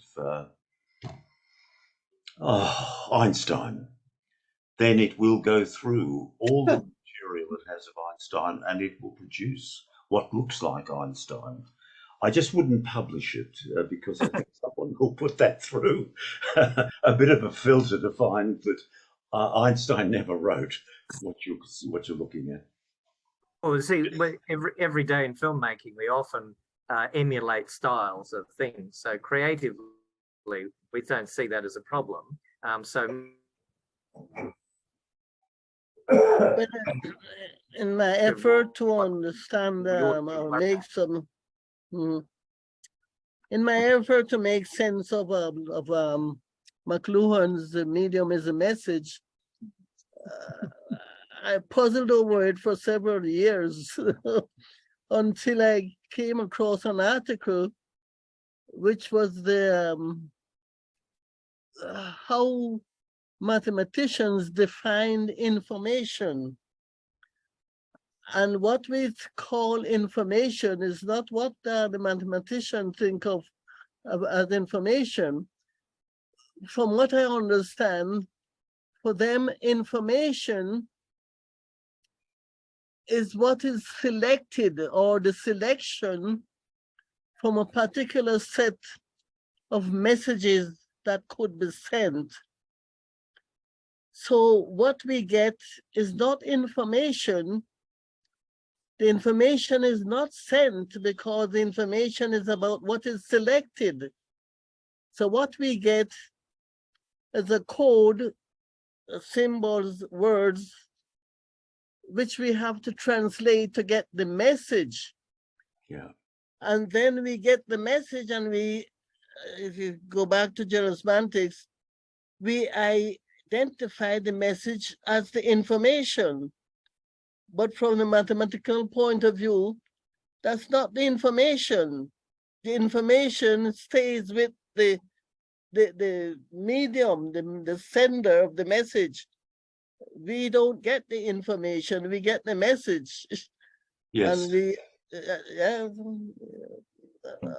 yes. I would have actually put it as structure. We look for structure, and structure when we're talking about the layers of in university study. They say that they can only they can't give you wisdom. They can only give you you're looking at data and turning it into knowledge, meaning structure, and then you have to create the wisdom to be able to use it and select it. So the idea of the structure of information, or how something is structured, is about the only thing that can be communicated in a teaching environment.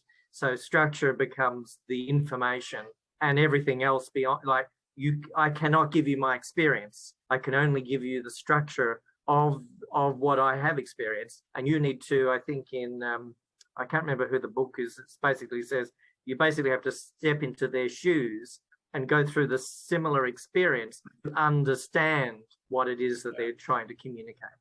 There's an old saying that I think relates even back to the sausages metaphor. The difference between, and we've heard this before, of knowledge and wisdom. Knowledge is knowing when your spouse is wrong. Wisdom is knowing whether you should mention it or not. Does my bum look big in this? Yes. So artificial intelligence would know about where the sausages came from or whether there's anything wrong with them, etc. But knowing whether you should mention it to your spouse that he or she is wrong is where there's a bit of humanity has to sort of come in to assert itself, isn't it? Yeah, meaning is derived from structure and the framework within that structure that governs the framework that gives us the meaning, I believe. Would you agree with that, or? I'm about to disagree. Yeah. Feel free to disagree. If we go back to the calculus and apply a little bit of the calculus in terms of study of a continuous function by following its history through indefinitely small steps, Now, if we don't know and we can't know that we have taken the smallest step, then any meaning we give will be then provisional. It will not be a meaning or the meaning, because we don't know if we have taken the smallest step in trying to understand what it is we are trying to understand. So with the application of the calculus, we cannot know what something means, since we don't know that we have taken the smallest steps in our exploration or investigations.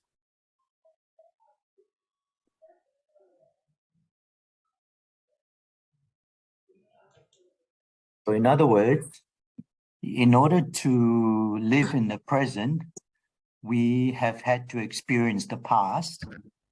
Is that what you're saying? Or? And we cannot experience all of the past. So the past is actually our database, isn't it? Well, we,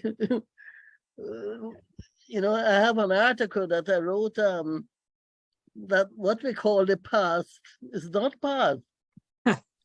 What we call the present is the future of the past, and what we call the future started now. It started long ago. So we divide past, present, and future, but there's no such division. It's our way of talking about things, because when would you say the past stopped? It's a continuum, Milton. Yeah. I agree. And Yes, is there not a tribe or something in the jungles of the Amazon that they do not have any reference to the past? Is there a recently discovered tribe in the last few years that does not have any way to describe the past? Yeah. That's interesting. Yes. Could I suggest, if we're talking about matters temporal, that we that we sort of drawn into this today, particularly with respect to the people of a different longitude for whom it's quite late at night. Okay. I'll have an apology to David. You were foreshadowing an AGM at some stage for AGS. That's right. We'll need to arrange a time to do that. Yeah. Another time other than now. Yeah, not in the past. That Well, is. next month. Do it next month. Well, sometime soon, yeah. I don't think anyone's desperate about it, but we should fulfill our statutory obligations and do that. Does anyone have a preference as to when we meet again? Maybe at the end of August? At the end of August is long. Try not to go with that. Try not to do. The end of August is okay. Yeah, but next day. Well, that's in September. Yeah. Yeah, that'd be good. Sorry, say again, Pauline. Yeah, that'd be good. End of next month. Saturday the 26th, for example. I'm okay with that. We haven't yet decided who's doing what at that time. I'm willing to do an introductory to GS session if you like. That might be a sensible thing, yeah. Thanks, David. So what say you do that on August 26th? Yeah, and then have the AGM afterwards. And we'll particularly allow some time for the AGM, because it won't be perhaps such a packed session as what we've had today. Yeah. Yeah. We've lost Norma and hope she comes back to us via the website. She knows where it is. And if she gives us an email address, we can send her other things. Oh, I'll put those links on the website. Actually, I'll stop this recording if we're degenerating here into local